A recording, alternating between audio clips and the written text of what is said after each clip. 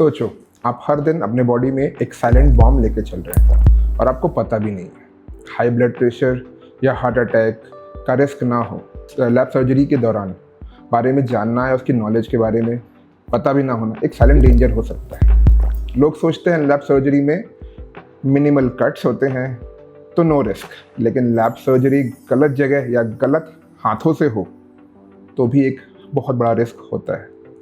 मैं हूं doctor Ritesh, general surgeon at SRS hospital, और आप देख रहे हैं doctor stock.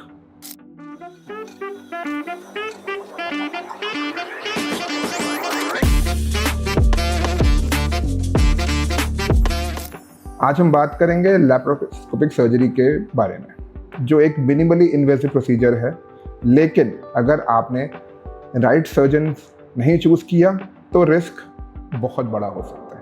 What is laparoscopic surgery? Laparoscopic surgery, जो कॉमनली मिनिमल इन्वेसिव सर्जरी के नाम से जाना जाता है, इसमें हम स्मॉल इंसिजन्स लगाते हैं जिसके थ्रू हम छोटे छोटे इंस्ट्रूमेंट्स को यूज़ करते हैं और कैमरा यूज़ करते हैं। लैप्रोस्कोपिक सर्जरी को लोग आसान समझते हैं, कम कट्स है, कम पेन होगा, ये सच है। लेकिन अगर अनएक्सपीरियंस पर्सन हो या जगह ठीक ना हो, ऑपरेशन थिएटर आपका कॉम्प्लिकेटेड ना हो, तो भी आपको कॉम्प्लिकेशंस हो सकते हैं। Common procedures done with laparoscopy, most commonly laparoscopic cholecystectomy, मतलब कि गॉल ब्लैडर में स्टोन्स हैं जिसकी वजह से हमें गॉल ब्लैडर बाहर निकालना है।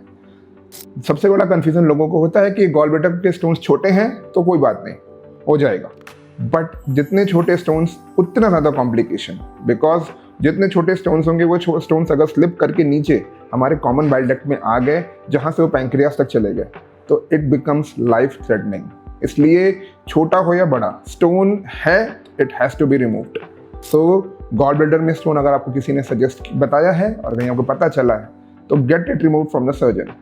Then it is appendectomy, laparoscopic appendectomy. Appendix generally inflamed हो जाता है, तो उस टाइम पे it needs to be removed. So it is nowadays it is done by the laparoscopic procedure. Then it is hernia repair. Hernia, कोई भी तरीके का hernia, linguinal हो, umbilical हो या epigastric हो, कोई भी hernia, ventral hernia, सबके लिए laparoscopic procedure से hernia repair कर सकते हैं। Then comes the bariatric surgeries. Bariatric surgeries are also done by the laparoscopic procedure. Then some of the gynec surgeries like ovarian cyst removal, hysterectomy, all the procedures can be done by the laparoscopic procedures. Laparoscopic surgery her case में effective है, लेकिन इसके लिए skilled surgeon होना और एक properly modular operation theatre होना बहुत ज़रूरी है। अगर ये गलत जगह पे हो तो कॉम्प्लिकेशंस हो सकते हैं। कोई भी लैप्रोस्कोपिक सर्जरी के लिए उसके बेनिफिट्स का जानना बहुत ज़रूरी है। मोस्टली जो लोगों को पता है, जो सभी जानते हैं, स्कार बहुत छोटे होते हैं, बिकॉज उसमें हम लोग स्कोप जो डालते हैं उसमें बहुत छोटे छोटे इंस्ट्रूमेंट्स के हम कट लगाते हैं, तो बहुत मिनिमल स्कार बनता है। सेकेंड थिंग, पेन कम होगा। जब कट छोटा होगा तो पेन भी कम होगा, और इन्फेक्शन के चांसेस भी उतने ही कम होते हैं।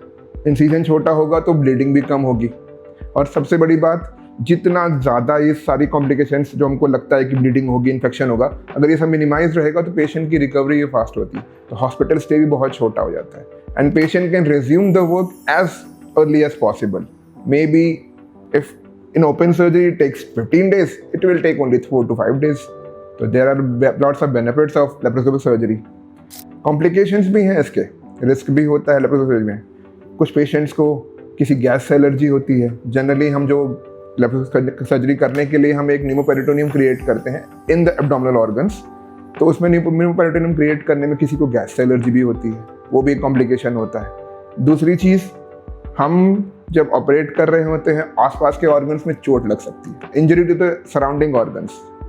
हमने अगर अपेंडिक्स को ऑपरेट करना है तो आसपास के ऑर्गन्स, बाउल में भी चोट लग सकती है। अगर हम ओवरी निकाल रहे हैं तो आसपास के फैलोपियन ट्यूब, यूरेटर, उनमें भी चोट लग सकता है, तो एक ये रिस्क होता है।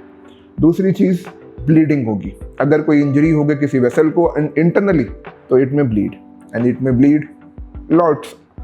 और फिर हमारा अगर कभी कभी सर्जरी जो होती है, अगर हमने सर्जरी करने में डिले कराया, जैसे मैंने पहले ही बताया था, गॉल स्टोन्स के साथ हम जितना हमको एक दिमाग में हमारे मिथ बैठा हुआ है, बहुत लोगों के दिमाग में होता है, जैसे कि किडनी के स्टोन्स निकल जाते हैं, because it comes out of the body, तो वो निकल जाते हैं तो हमें दिक्कत नहीं होती। बट गॉल ब्लैडर के स्टोन्स निकलेंगे तो कॉम्प्लिकेशंस बनाएंगे, इसलिए गॉल ब्लैडर के स्टोन्स के साथ अगर आपको पता है तो don't take any chances, visit your nearest surgeon whosoever you think and get it.